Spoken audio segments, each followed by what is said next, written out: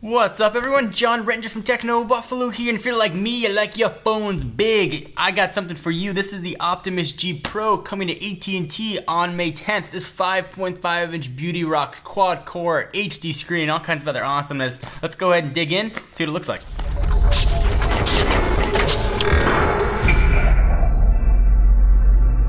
Alright, so here is the rather nondescript box for the LG Optimus G Pro behemoth. Let's go ahead and open this sucker up. It's going to be $199 with a 2-year contract, but of course, by the time you watch this video, definitely check with the carrier or other third parties to see what it's going to cost you. So it looks like our unit has been manhandled by AT&T PR, which kind of stinks. I always love pulling off the plastic.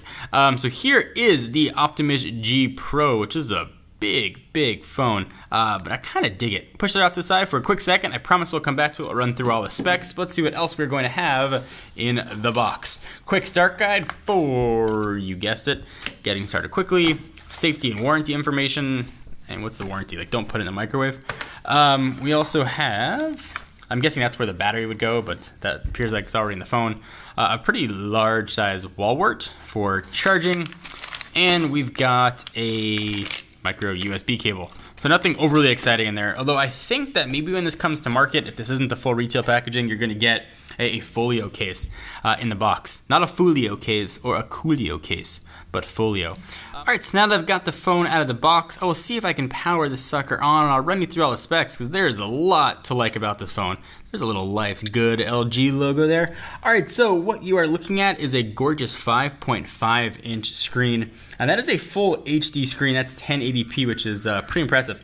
So it's going to be available on AT&T on the 10th, as I mentioned, for $199, but by the time you watch this video, prices may have changed, so check with the carrier or third-party retailer to see what the prices are at.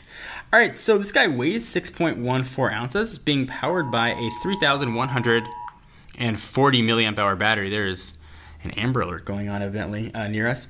It's got a Snapdragon 600, which is a beefy 1.7 gigahertz quad-core chip, 2 gigs of RAM. Storage up to 32 gigs, expandable to 64. On the back, we've got a 13 megapixel camera that can do 1080p and a 2.1 megapixel camera that lives there right there on the front.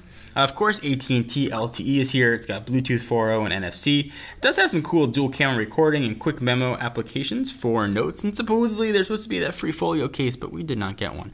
All right, so I think this is running Android 4.1.2, but we'll take a look in just a second. Whoa.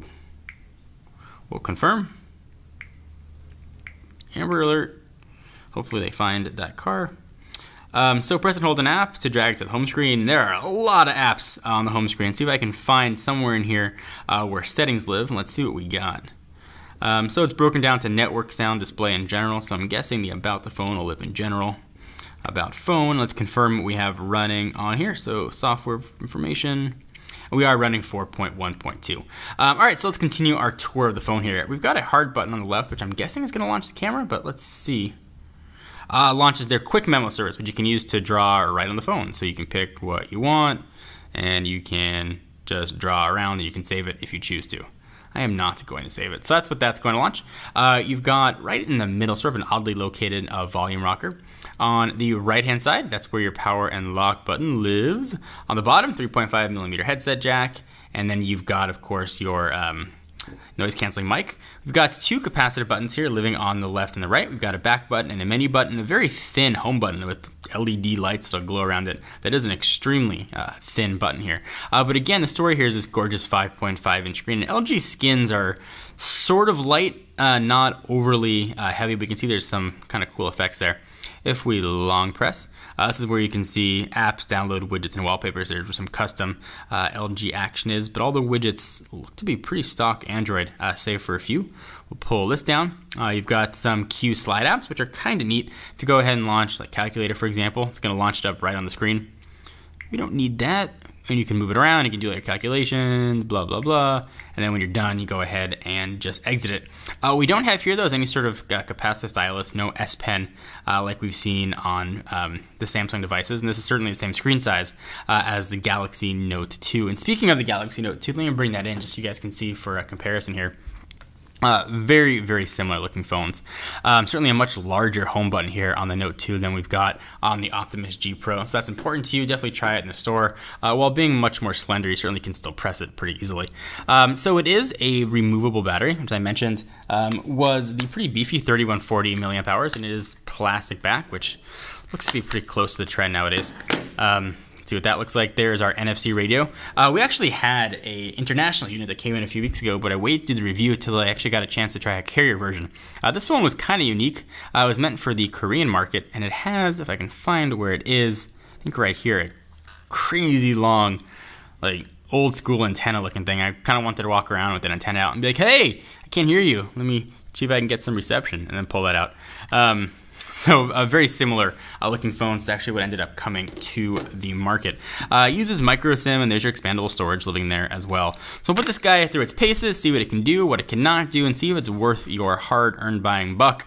But if you are looking for a 5.5-inch phablet, that's going to be a very good choice. A 1080p screen, at least on first blush, looks really nice. And the brightness, is only at 59%. If I kick that sucker all the way up, it's probably going to look washed out for you guys. But with normal people eyes, that is a beautiful screen. It's also a quick remote function, so that must be a IR blaster right there, I guess, in the upper right-hand corner. So all kinds of cool stuff to learn and check out about this phone. I'd love to hear your thoughts. Anything you want to see in particular, be sure to let us know. And of course, we'll do a review, comparisons, and all kinds of other goodness we love to do here at Techno Buffalo. So leave your comments down below. Please give the video a thumbs up. We most definitely appreciate it. I am John Rettinger. Check us out, technobuffalo.com. I'll see you in the next video.